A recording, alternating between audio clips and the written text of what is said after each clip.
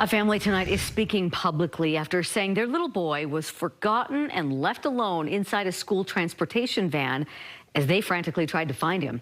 The driver of that van has now been criminally charged in the ordeal.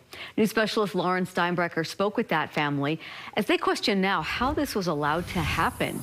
Lauren?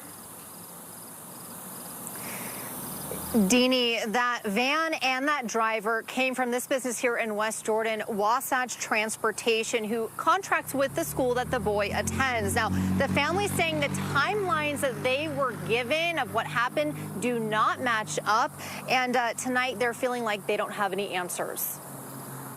Come here. Playing in the front yard, Mom Hillary Saliga talks to her 4-year-old son, who is deaf in 1 year. She doesn't want that to be limiting. She just wants him to thrive like other kids do normally. But last week, after he didn't return home from the Springville, Utah schools for the deaf and blind, Hillary became worried, saying she's had issues with the driver for Wasatch Transportation running behind before, to the point she complained. And I got a text message that said that he was here.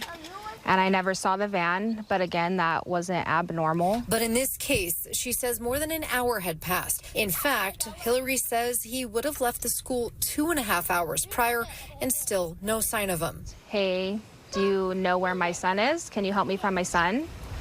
And they didn't know what was going on either. It turns out the van was parked in the driver's driveway and, according to court documents, had been there for about 45 minutes before Hillary's son was discovered still sitting inside.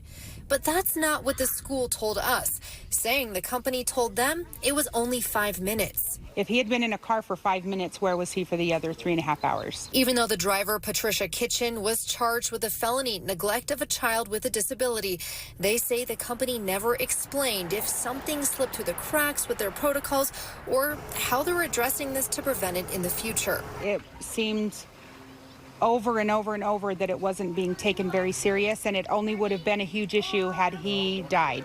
The mom and grandmother are glad the 4-year-old is okay, but say the situation was traumatic, left them shocked and wondering how to move forward. Is to make sure that this never happens again to any other person, and especially a small child that can't defend themselves.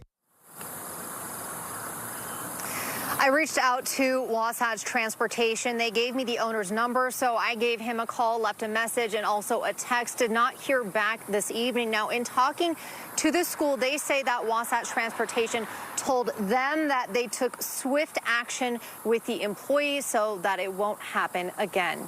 Deanie. All right, glad that little boy's okay. Lauren, thanks.